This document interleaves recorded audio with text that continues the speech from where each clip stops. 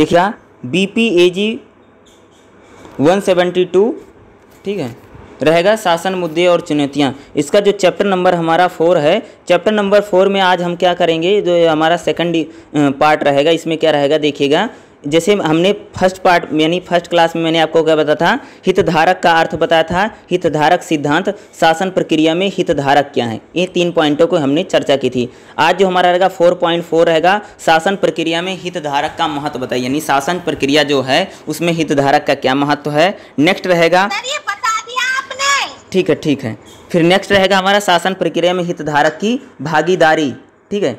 फिर नेक्स्ट देखेंगे शासन प्रक्रिया में हितधारक के उदाहरण। तो सबसे पहले हम देखेंगे शासन प्रक्रिया में हितधारक की भागीदारी के रूपों का वर्णन। इस शासन प्रक्रिया में जो हितधारक हैं उनकी भागीदारी किस प्रकार से है, ठीक है, उनकी भागीदारी को हम यहाँ पर देखते हैं।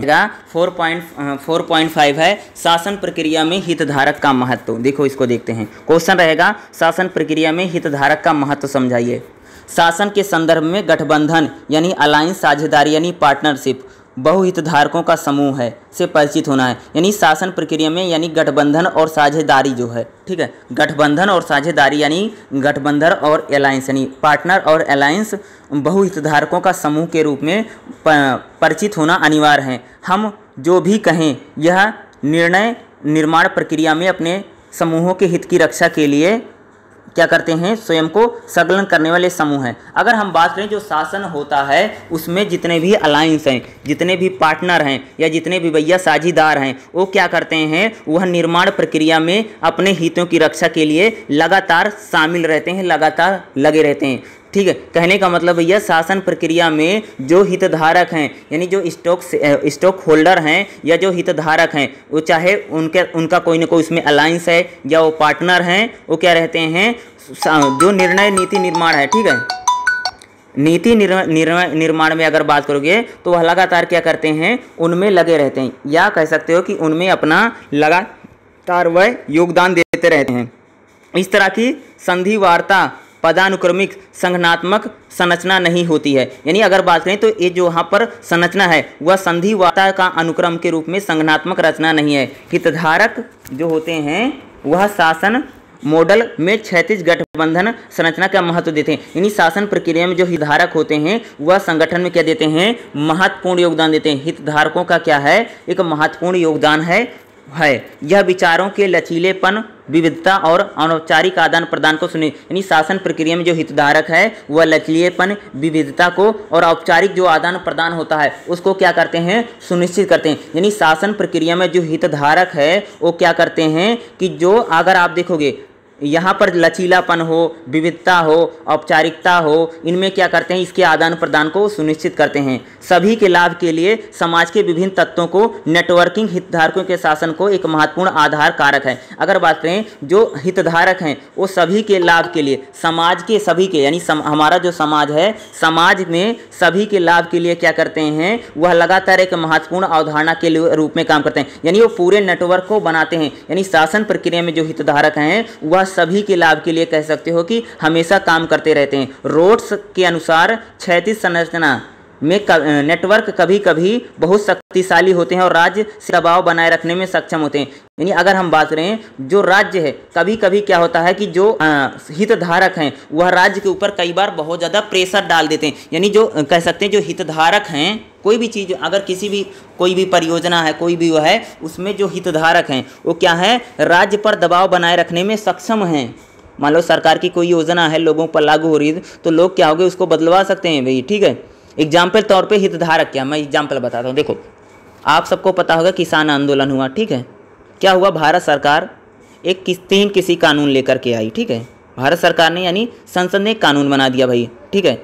लेकिन जो लोग उस कानून से जुड़े हुए थे, कौन भैया, जो लोग उस कानून से जुड़े हुए थे उन्होंने क्या किया, आंदोलन। यानी क्या है, कृषि कानून आया, जो किसानों ने आंदोलन किया। किसान क्या है, उस कानून में क्या है, हितधारक है, क्योंकि वह सकारात्मक या नकारात्मक रूप से क्या है भैया, उससे जुड़ा है, जो उस पर प्रभाव पड़ेगा, इसलिए उसने क्या किया, उस पर दबाव है। यानी शासन प्रक्रिया में जो हितधारक होते हैं वह दबाव बनाने में सक्षम होते हैं। जैसे एग्जाम्पल तौर में बताया, जैसे आप किसान आंदोलन क्या कह सकते हैं भाई, सरकार कानून लेकर के आई, लेकिन जो उसके क्या है हितधारक हैं, यानी जो किसान कह सकते हैं, जिससे कह सकते हो कि सकारात्मक या नकारात्मक से उनका जुड़ाव है, उन्होंने सरकार या राज्य पर दबाव बनाने में सक्षम होते हैं और अपने क्षेत्र के भीतर विनियमक भूमिका, यानी वो अपने क्षेत्र के भीतर महत्वपूर्ण भूमिका निभाने में सक्षम होते हैं। उन्हें सामूहिक रूप से सामाजिक आदान प्रदान समस्याओं को खोजने के लिए स्वयं को प्रबंधित, यानी अगर जो हितधारक हैं वह सामाजिक और आर्थिक रूप से समस्याओं का समाधान खोजने के लिए स्वयं को प्रतिबद्ध उन्होंने कर रखा है, यानी वो सामाजिक किसी प्रकार की समस्या होगी तो वह सबसे पहले उसकी क्या करते हैं, समाधान खोजने के लिए सोचते हैं। जैसा हम जानते हैं कि केंद्रीकृत योजना और नीति निर्धारण की कुछ हानियां हैं। अगर बात करें जो केंद्रीकृत योजना होती है भाई, जो हमारी बड़ी सरकार है, कह सकते हैं केंद्र सरकार है, उसकी जो योजना होती है उसमें कुछ हानि होती है भैया। कोई भी सरकार होगी, अगर कोई भी नियम बनाएगी, कोई भी कानून बनाएगी तो उसमें क्या होती, हानि होती है ना, कुछ कोई प्रॉब्लम होगी। अब देखो भारत सरकार ने बहुत सारे कानून बनाए, मोदी सरकार ने, बहुत लोगों की प्रॉब्लम होती है, यानी हितधारक, यानी जैसे हितधारक क्या है, जैसे भैया मान लो एक गाँव में सड़क निकल रहा है, क्या निकल रहा है भैया, गांव में सड़क निकल रहा है, तो सड़क जब निकलेगा तो आसपास के जो लोग होंगे क्या होंगे, वो उनसे जुड़े होंगे, सकारात्मक या नकारात्मक गांव के लोग। जो रोड वाले हैं भैया, कार बनाने वाला भी, वो भी हितधारक है, वो भी स्टेक होल्डर रहेगा, ठीक है। जो वहाँ पर सड़क निकलेगा, जो आसपास की जो दुकानें होंगी वहाँ पर भैया दुकान बनेगी, सारी जो चलेगा, ये सारे क्या होंगे, यानी वो सड़क जो बनेगी उसमें क्या है, हितधारक हैं। जैसे मैंने गांव के लोगों को बताया हितधारक कैसे हैं भैया, प्रदूषण होगा, उनकी ज़मीन जाएगी, तो क्या है उससे जुड़े हैं ना स्टेक होल्डर। स्टेक होल्डर का मतलब होता है कि किसी भी सरकार की कोई भी नीति है या सरकार का वही कोई नियम है, जिन लोगों पर उनका उस नियम कानून का सकारात्मक या नकारात्मक प्रभाव होता है, उन्हीं को हम क्या बोलते हैं, हितधारक बोलते हैं। एग्जाम्पल के रूप में जैसे मैंने आपको बताया, या समाज के सभी वर्गों की ज़रूरतों को पूरा नहीं करता है, यानी कह सकते हैं कि जैसा हम जानते हैं कि जो योजना सरकारों की जो योजना होती हैं उनमें कुछ हानियाँ होती हैं, और यह जो योजनाएँ होती हैं वह समाज के सभी वर्गों की ज़रूरतों को पूरा नहीं करती हैं। नीति बनाने में हितधारकों को शासन की नीति बनाने में लोगों को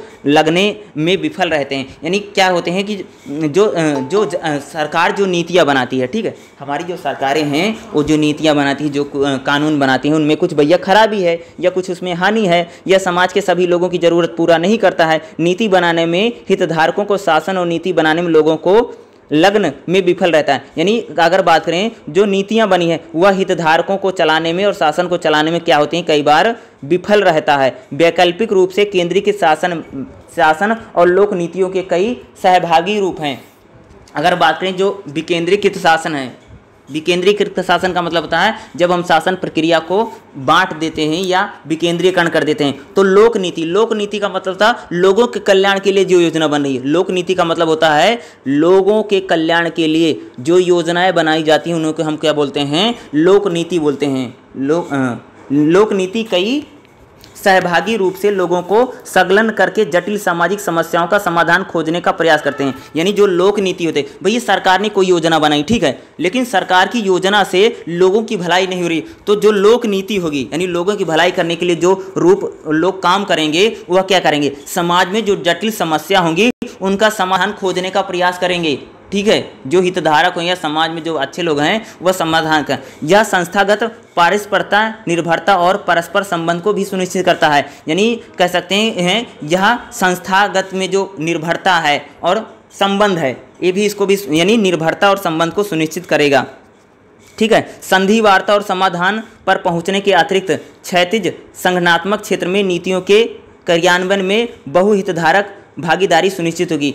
देखो कोई भी संगठन हो, कोई भी नीति हो, कोई भी कानून हो, उसमें जो हितधारक हैं, बहुहितधारक हैं, वो उनकी भागीदारी जरूर सुनिश्चित की जाएगी। बहुहितधारक का मतलब होता है जितने भी उसमें हैं जिनका भी हित है उनकी भागीदारी जरूर सुनिश्चित की जानी चाहिए। मौजूदा कार्य बताते हैं कि प्रत्येक हितधारकों की भागीदारी और आंतरिक संगठन सहयोग शासन प्रक्रिया में सकारात्मक प्रभाव डालती है। यानी कह रहे हैं कि जितने मौजूदा समय में जितने भी हितधारक हैं या हितधारक हैं उनकी भागीदारी क्या करेगी, शासन प्रक्रिया में भाई सकारात्मक प्रभाव डालती है। यानी हितधारक जो है उनकी भागीदारी है अगर भाई हितधारक जो होंगे, अगर वह नियम कानून बनेगा उसमें भाग लेंगे, उसको सपोर्ट करेंगे, समर्थन करेंगे, तो सकारात्मक प्रभाव पड़ता है। सभी हितधारकों को संसाधन के अस्थायी उपयोग, सार्वजनिक नीतियों के सफल क्रियान्वयन, ज्ञान सर्जना, सामाजिक पूंजी के विकास, संसाधन के बंटवारे में लाभ पहुंचाती है।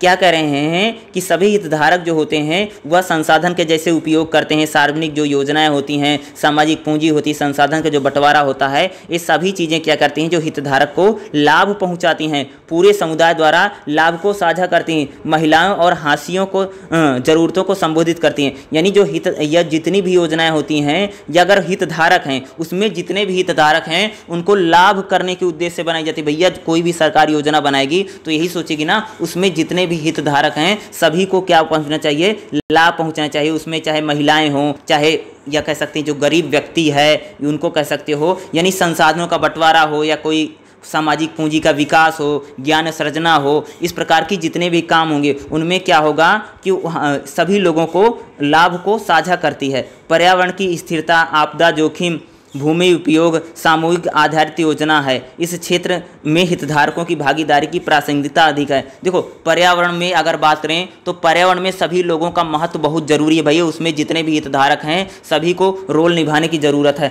आपदा जोखिम, अगर जितनी प्रकार की आपदाएं होती हैं आती हैं उसमें हितधारक का जो महत्व है वो बहुत ज़्यादा है। भूमि का उपयोग है, इन सभी में समुदाय आधारित जितनी भी योजनाएं, यानी ऐसी योजनाएं जो बड़े समुदाय को लक्ष्य करके बनाई जाती हैं या बन रही हैं, ऐसे क्षेत्रों में हितधारक की जो भागीदारी है वह बहुत अधिक मानी जाती है भैया। जो अगर कोई बड़ी योजना बनेगी या कोई बड़ा काम होगा, पर्यावरण का है, सरकार की बड़ी जो योजना है, उसमें जो हितधारक हैं, जो लोग भी उस चीज़ से जुड़े हुए हैं, जिन पर भी प्रभाव पड़ता है, उनका जो कह सकते हैं उनकी प्रासंगिकता, यानी उनकी ज़रूरत बहुत ज़्यादा जरूरी है। सामुदायिक आधारित संगठन आम संपत्ति संसाधन की पहचान, सुरक्षा, संरक्षण और अधिक है। यानी जो इसी तरह के जो क्षेत्र होते हैं, जो हितधारक होते हैं, वह सुरक्षा है, पहचान है, ये इसके लिए क्या होते हैं, बहुत अधिक महत्वपूर्ण भूमिका निभा रहे हैं। अध्ययन के संकेतों में मिलता है यदि COB यानी समावेशी लोकतांत्रिक नियम, यानी समावेशी यानी सबके लिए जो बराबर नियम है, विश्वास का अनुकरण करता है,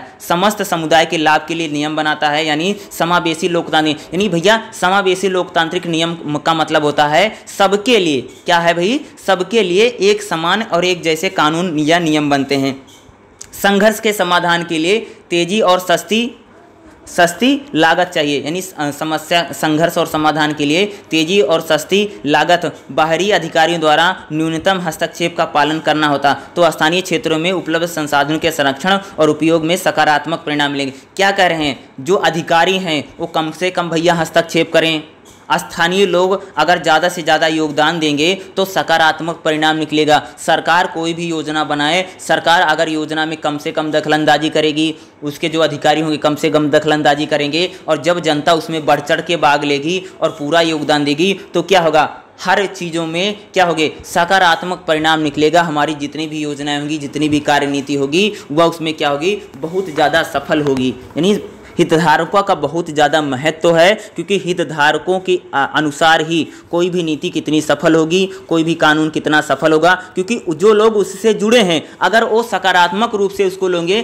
तो लाभ मिलेगा। अगर जैसे मैं बताऊं कि जैसे भारत सरकार ने क्या किया भाई, किसान कानून बना दिया, ठीक है, हमारी सरकार ने किसान कानून बना दिया, लेकिन क्या हो गया, जो उसके हितधारक थे, यानी जो किसान थे, कहीं उससे जुड़े हुए थे, किसानों ने क्या कर दिया, उसका विरोध कर दिया, आंदोलन कर दिया, उसको वापस लेना पड़ा। यानी कहने का मतलब है कि जब आप कोई भी कार्यनीति बनाएं, कहने का मतलब है जब आप कोई भी योजना बनाएं, जो लोग उससे जुड़े हैं उनसे बातचीत भी करना बहुत ज़्यादा जरूरी है, क्योंकि जब हम हितधारकों से, यानी जो स्टेक होल्डर हैं, जितने भी स्टेक होल्डर हैं, शायद आपने ये जो वर्ड मैं बोल रहा हूँ आपने मीडिया में जरूर सुना होगा, स्टेक होल्डर, यानी जो लोग उससे जुड़े हैं। जैसे किसान आंदोलन चला था, उसमें कई न्यूज़ चैनल तुमने सुना होगा कि स्टेक होल्डर से बात नहीं की है, या हमने बहुत सारे स्टेक होल्डर से बात की, इस संसद में बोला गया। यानी कह रहे थे कि भैया जब हमने कानून बनाए थे, हमने किसानों से या किसान के जो संगठन थे उन लोगों से हमने बात की, लेकिन किसान क्या कह रहे थे कि जब कृषि कानून बना तो हम लोगों से बात नहीं, यानी ना तो किसानों से बात की है, ना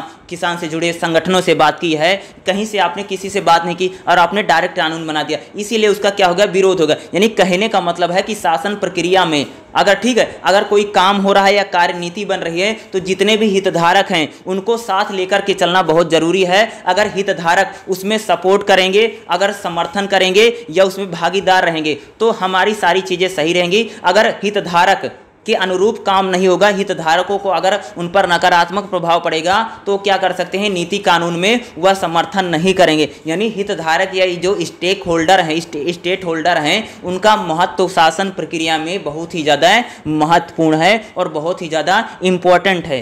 ठीक है, अगला जो हमारा रहेगा, शासन में हितधारक की भागीदारी के रूपों का वर्णन कीजिए। नेक्स्ट हमारा जो रहेगा 8.6 रहेगा, ये भी एग्जाम के पॉइंट ऑफ व्यू से बहुत ज़्यादा इंपॉर्टेंट है। ठीक है, इसको देखिएगा। ठीक है, देखिए शासन में हितधारक की भागीदारी, क्वेश्चन क्या आता है उसको देखिएगा।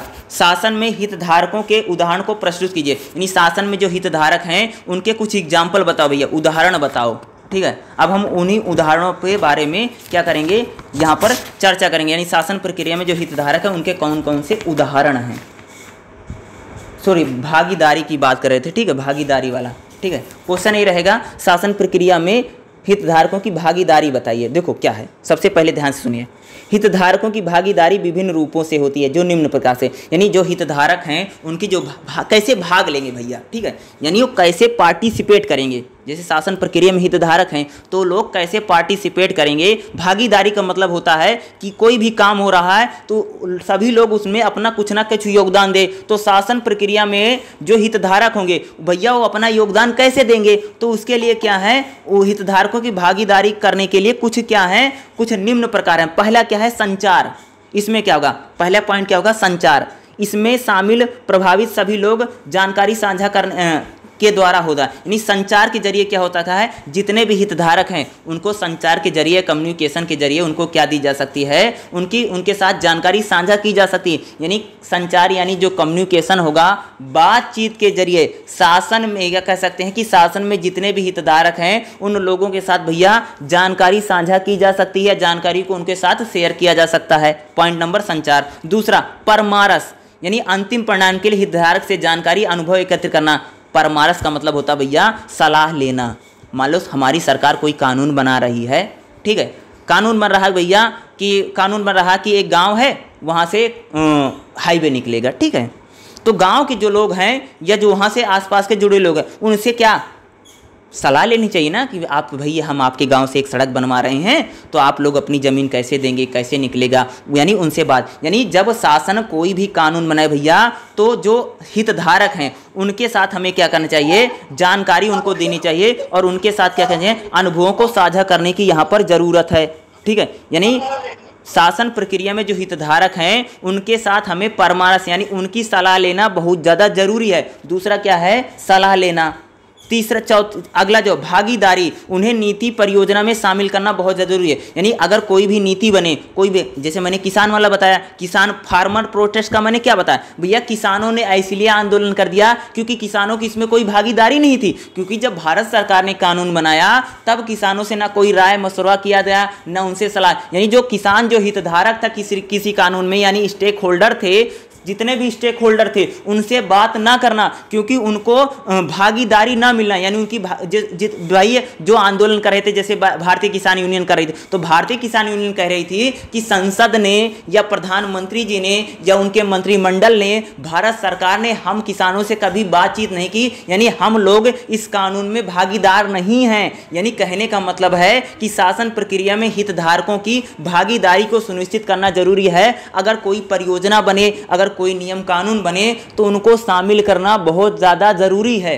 क्लियर है। अगला प्रतिनिधित्व। प्रतिनिधित्व का मतलब होता है उनको भी प्रतिनिधित्व देना जरूरी है। यानी शासन प्रक्रिया में जो हितधारक हैं उनकी भी जो प्रतिनिधित्व है, उनकी भी लीडरशिप जरूरी है। अब जैसे मैं बात करूंगा कि भारत सरकार ने, मैं हर एग्जाम्पल को उसी कानून से सेट करके इसलिए बता रहा हूं क्योंकि लाइव एग्जाम्पल है और मुझे बनाने में आसानी हो रही है। ठीक है, प्रतिनिधित्व का मतलब होता, यानी प्रतिनिधित्व का मतलब है वो भी लोग उसमें कुछ ना कुछ लीडरशिप करें। यानी शासन प्रक्रिया में अगर कोई कानून बनता है, कोई भी नीति बनती है, तो जो हितधारक हैं उनका भी क्या करना है, उनकी भी सहायता करना चाहिए, उन विकल्पों के निर्धारण में उनकी भी सहायता करना शामिल है, यानी उनको भी प्रतिनिधित्व देना बहुत ज़्यादा जरूरी है। यानी जैसे जैसे हमारे प्रतिनिधित्व का मतलब क्या होता है, जैसे किसान आंदोलन, जैसे कृषि कानून बन रहा था, ठीक है, तो भारत सरकार क्या करती, ठीक है, भारत सरकार बता देती भैया भारतीय किसान यूनियन के 2 लोगों को आ जाइए, ठीक है, अन्य यूनियन के 4 लोग आ जाइए, दूसरे यूनियन के 4 लोग लाइए, बिहार से 10 लोग आ जाइए,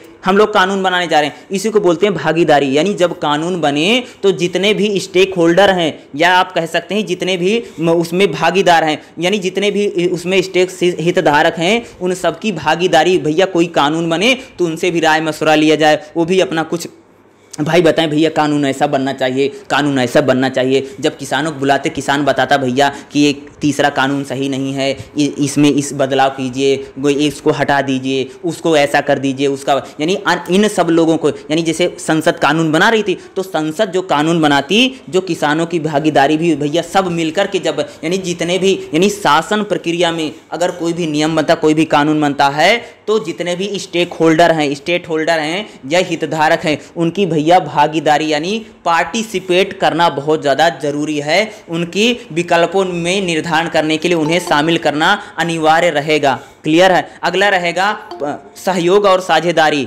या अगला नेक्स्ट हमारा क्या है, सहयोग और साझेदारी। यानी शासन प्रक्रिया में अगर कोई भी नियम कानून बनेगा तो जितने भी हितधारक हैं, यानी जितने भी हमारे स्टेक होल्डर हैं, यानी हितधारक हैं, उनका सहयोग जरूरी है। अब भैया मान लो कि गांव से हम सड़क हाईवे बनवा रहे हैं, सरकार बोली कि गांव से एक हाईवे निकल जाएगा और गांव के लोग धरना देने लग जाएंगे, पार्टिसिपेट नहीं करेंगे। अगर मान लो हाईवे बनेगा तो रात में हाईवे को खोद खाद के चले जाएंगे, तो दिक्कत हो जाएगी ना। यानी कहने का मतलब है कि जब कोई भी काम हो तो हमें लोगों का सहयोग और साझेदारी जरूरी है। जैसे भारत सरकार ने किसान कानून बनाया, किसानों से पूछा नहीं, उनका सहयोग नहीं लिया, उनकी साझेदारी नहीं थी, तो उन्होंने पूरी दिल्ली जाम करवा दी ना।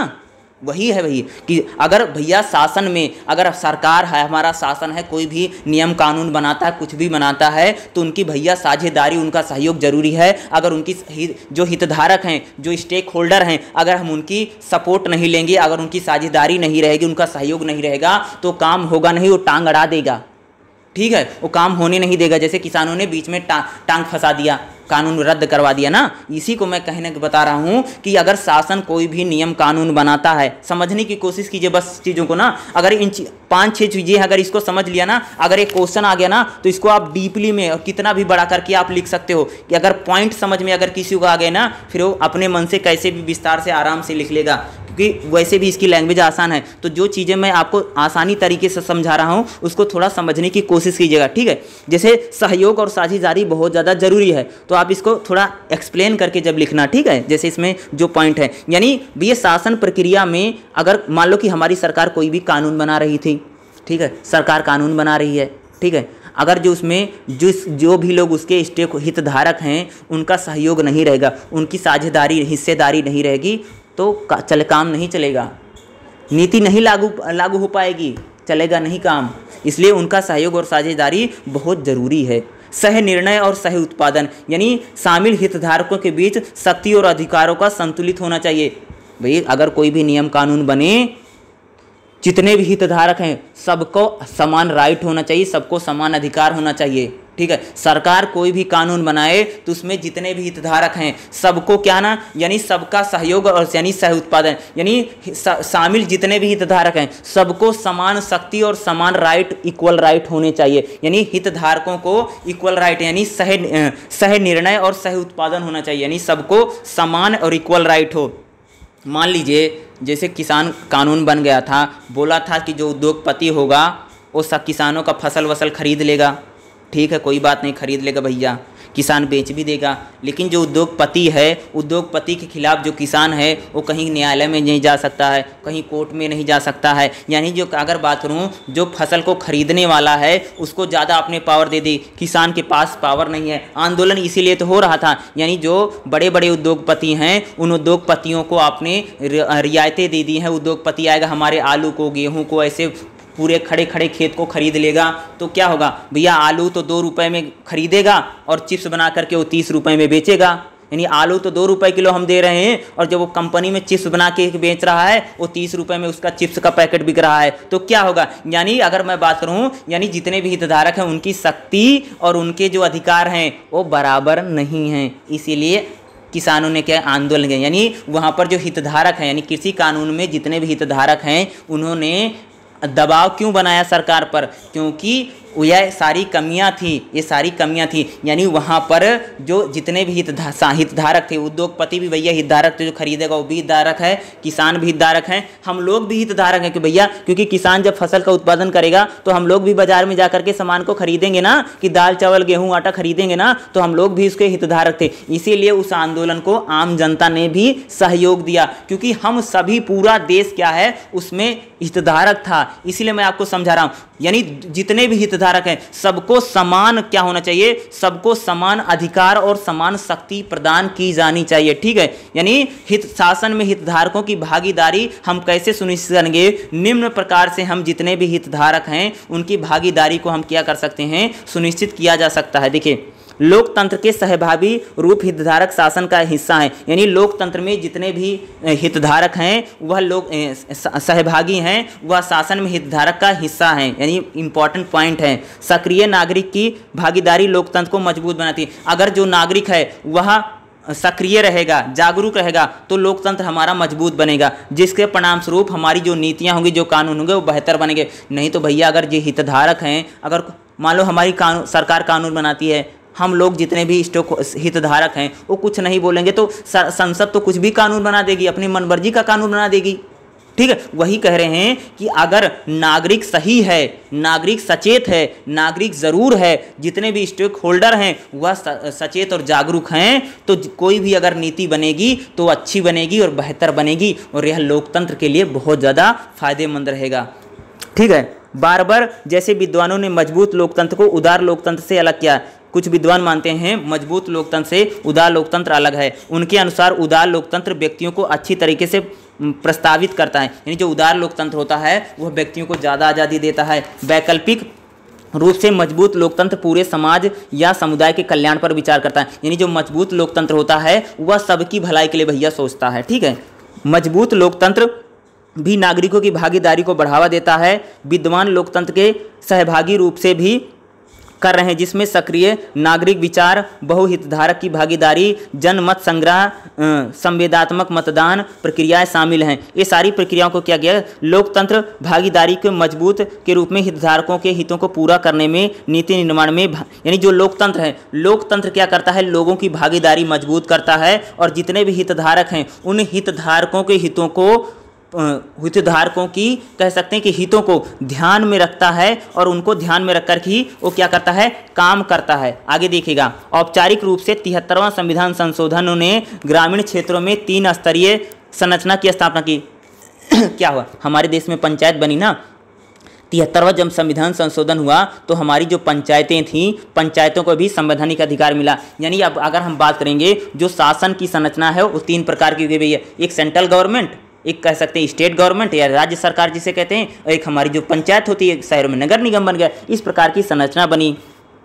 संरचना का प्रथम स्तर ग्राम पंचायत है। इसके संरचना को हम ग्राम सभा कहते हैं। यहाँ प्रथम विकासशील निकाय है जिसके पंचायत में सभी निर्वाचक सदस्य होते हैं। ग्रामीण स्तर पर 3 स्तरीय संरचना की स्थापना है।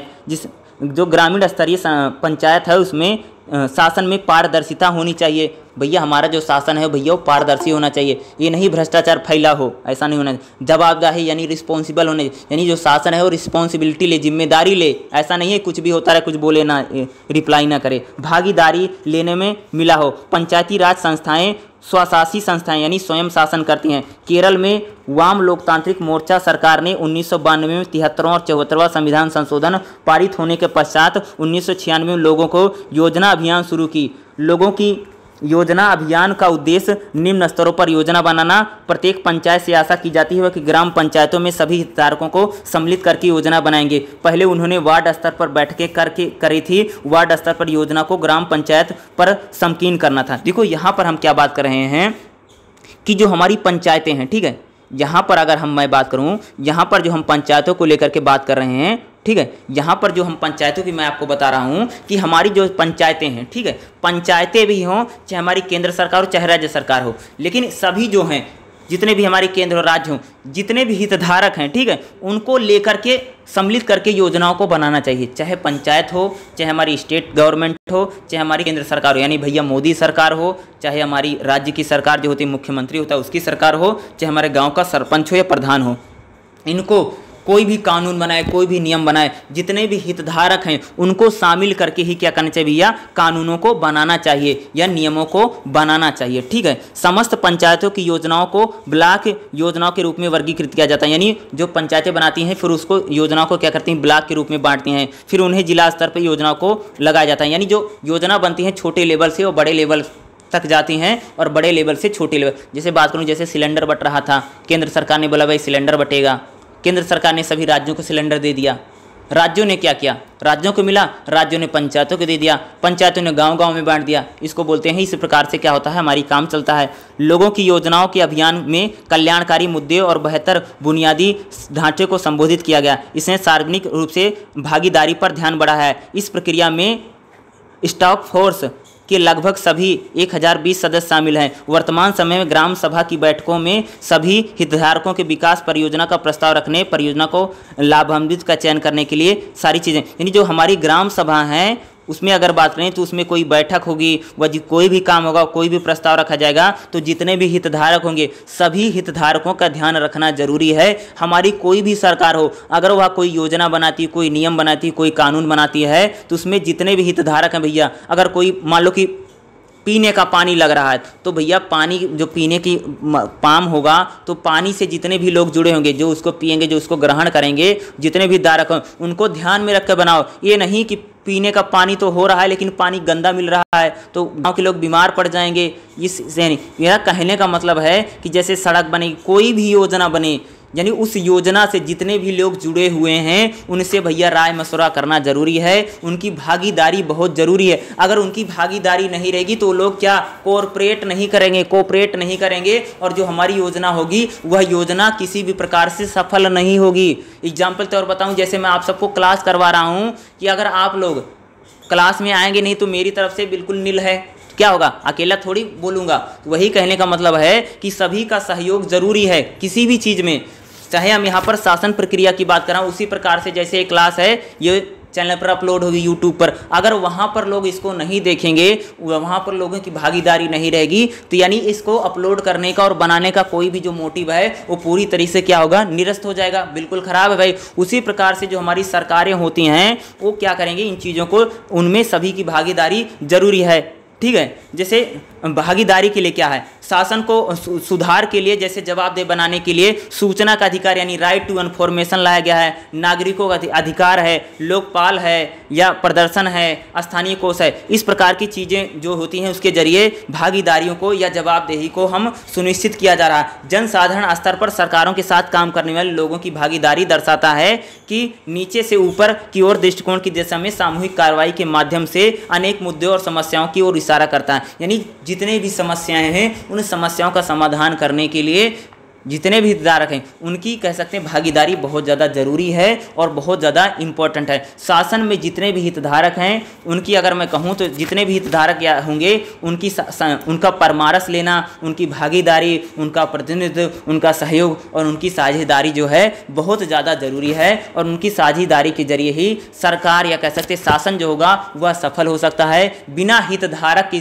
प्रयोग के बिना कोई भी जो शासन होगा वह सफल नहीं हो सकता है या उसको सफलता नहीं मिल सकती है, वह किसी प्रकार से भी सफलता को प्राप्त नहीं कर पाएगा। यानी जो स्टेक होल्डर हैं, उन जितने भी स्टेक होल्डर हैं उनका जो महत्व है वो बहुत ज़्यादा ज़रूरी है। और इसीलिए जितने भी स्टेक होल्डर हैं उनकी कह सकते हैं कि उनके स्टेक होल्डर का भागीदारी, उनकी जो भागीदारी है उनको सुनिश्चित करना बहुत ज़्यादा ज़रूरी है। वो ज़्यादा से ज़्यादा क्या करें, पार्टिसिपेट करें ताकि कोई भी योजना हो, कोई भी नियम हो, कानून हो, उसको अच्छी तरीके से लागू किया जा सके या उस कानून को अच्छी तरीके से बनाया जा सके। इसी प्रकार से सारी चीज़ें रहेंगी। ठीक है, हेलो।